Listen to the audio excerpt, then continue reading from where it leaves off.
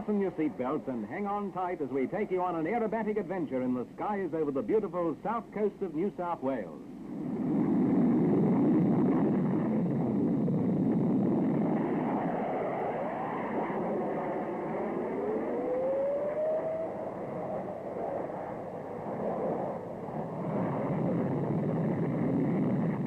Now we go into a snap roll.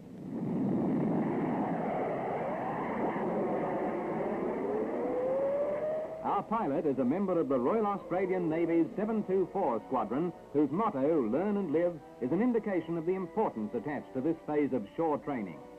724 is a jet fighter team which will move on to carrier operations when their schooling here is complete.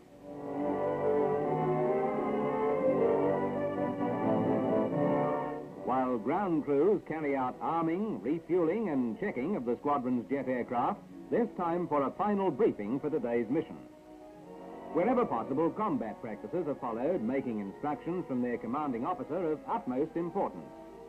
The average age of the group is only 25, but already they're recognized as some of Australia's finest aviators.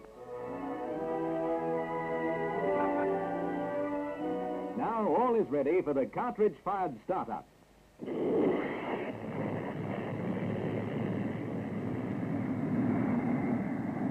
This method of starting is necessary for shipboard operations where there is no room for the bulky electrical starting devices normally used.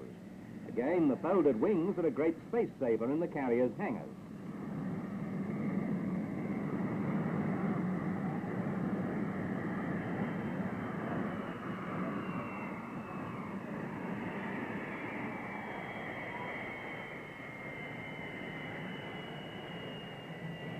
HMAS Albatross, the Navy's land training base at Nowra, was first used by the Royal Navy during World War II and taken over by the RAN in 1948 when the Fleet Air Arm was formed.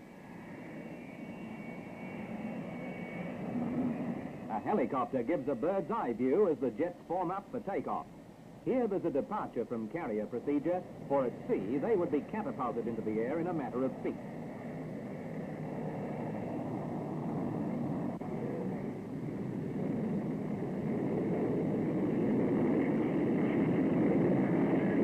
Today, the mission is to blast a simulated enemy position on the coast with rockets and cannons.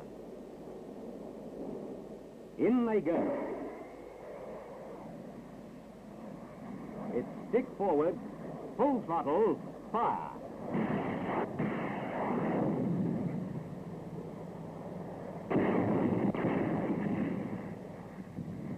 Fired from 1,500 feet in batches of 8, the rockets are right on target.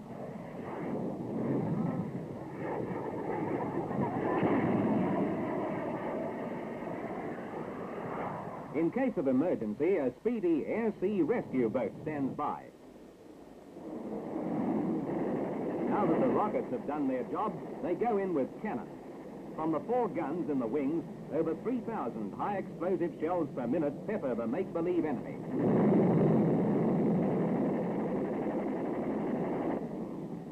A final check shows mission successfully accomplished. So, to finish off the day's training, they form up for aerobatics. In a tight formation known as a box 4, they can perform as one, even in crowds. At 500 miles per hour, the secret of formation aerobatics is to keep close together, so at times they are as near as 2 feet. This is no stunt. It's one of the most serious parts of their training, for it teaches flying the aircraft to its limits.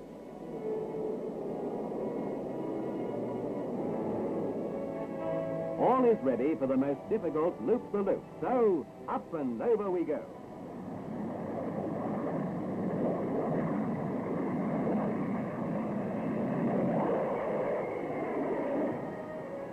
Upside down now, and in our picture, the land is where the sky should be.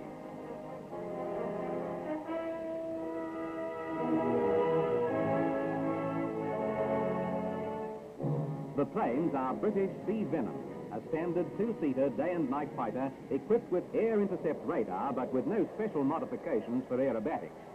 Most spectacular of 724's daring demonstrations is the barrel roll with vapor trails streaming from the wingtips.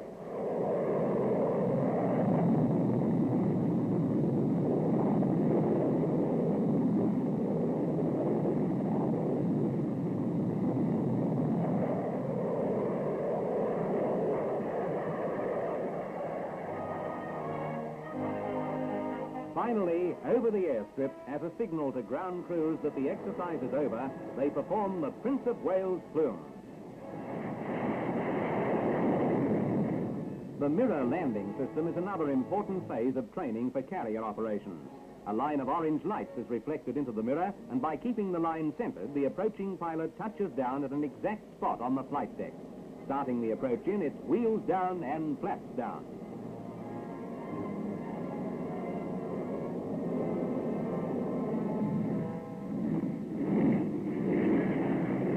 The skill required for this formation landing can be fully appreciated when the width of three leading aircraft, 144 feet, is compared with that of the runway, which is only 150 feet. A perfect touchdown is the climax to this display of precision aerobatics by men who keep the wings over the Royal Australian Navy.